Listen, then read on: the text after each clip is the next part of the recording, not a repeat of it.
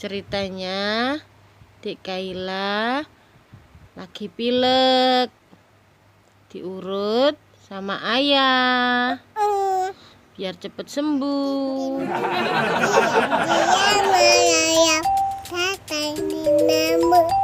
Lalu ditangkap.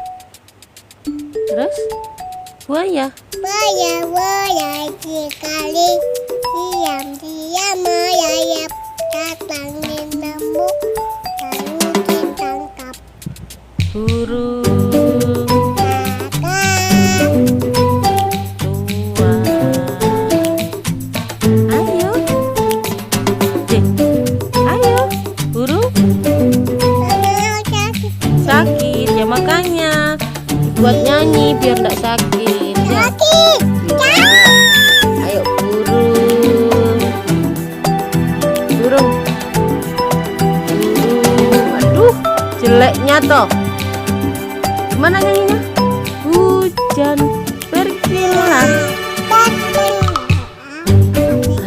Dek Kaila. Mau pijet. lagi